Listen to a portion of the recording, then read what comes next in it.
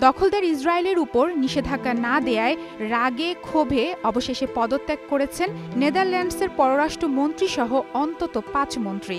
তারা বলছেন, গাজায় গণহত্যা ও দুর্ভিক্ষ সৃষ্টি করে শিশু বৃদ্ধদের মৃত্যুর মুখে ঠেলে দিয়েছে ইসরায়েল। এটি কোনোভাবেই চলতে পারে না।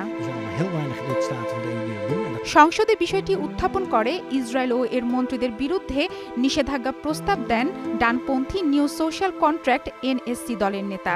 কিন্তু অপর দুই দল এর বিরোধিতা করে। টানা ৫ ঘণ্টা ধরে সংসদে চলে তুমুল বাকবিতণ্ডা।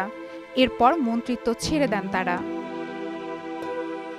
চীনের বার্তা সংস্থা সিনহুয়ার খবরে বলা হয়, পদত্যাগ করা মন্ত্রীদের মধ্যে রয়েছেন ডাচ পররাষ্ট্রমন্ত্রী ক্যাসপার ভেল্ডক্যাম্প, সমাজ বিষয় এডি ভ্যান হিজুম, শিক্ষামন্ত্রী এপ্পো ব্রুইন্স, স্বরাষ্ট্রমন্ত্রী জুডিথ উইটারমার্ক, স্বাস্থ্যমন্ত্রী ড্যানিয়েল জ্যানসন।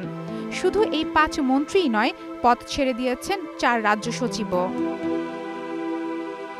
নেদারল্যান্ডসে এখন ক্ষমতায় রয়েছে তত্ত্বাবধায়ক সরকার। দেশটির পরবর্তী নির্বাচন হওয়ার কথা আগামী ২৯ অক্টোবর। একসঙ্গে ৫ মন্ত্রী ও ৪ সচিবের পদত্যাগে দেশটির তত্ত্বাবধায়ক সরকারকে দুর্বল করে দিয়েছে বলে মনে করা হচ্ছে। ভেল্ডক্যাম্প জানিয়েছেন, ইসরায়েলের বিরুদ্ধে ভিসা নিষেধাজ্ঞা এবং সামরিক যন্ত্রাংশ রপ্তানি বন্ধের সিদ্ধান্ত নিয়েছিলেন তিনি। এছাড়া ইসরায়েলের জাতীয় নিরাপত্তা মন্ত্রী ইতামার বেনগাভির ও কট্টরপন্থী নেতা বেজালেল স্মোট্রিচের উপর ভ্রমণ নিষেধাজ্ঞা আরোপের প্রস্তাব দিয়েছিলেন তিনি। শুধু তাই নয়, ইউরোপীয় ইউনিয়নের সঙ্গে ইসরায়েলের বাণিজ্য চুক্তি স্থগিত করার প্রস্তাব দিয়েছিলেন ভেল্ডক্যাম্প। কিন্তু জার্মানির বাধার কারণে তা সম্ভব হয়নি। এ কারণে সংসদে তিনি দাবি জানায় ইউরোপীয় নিষেধাজ্ঞার জন্য অপেক্ষা না করে এককভাবে পদক্ষেপ নিতে। অধিবেশনে তিনি বলেন, গাজার পরিস্থিতি ক্রমশ অবনতির দিকে যাচ্ছে।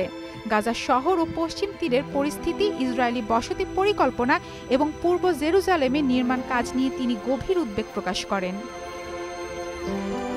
পশ্চিম তীরে ইসরায়েলের নতুন বসতি নির্মাণকে অগ্রহণযোগ্য এবং আন্তর্জাতিক আইনের পরিপন্থী বলে উল্লেখ করেছে অন্তত ২০টি দেশ। এর সঙ্গে রয়েছে নেদারল্যান্ডসও। মারফুয়াতুন রুচি, স্টার নিউজ।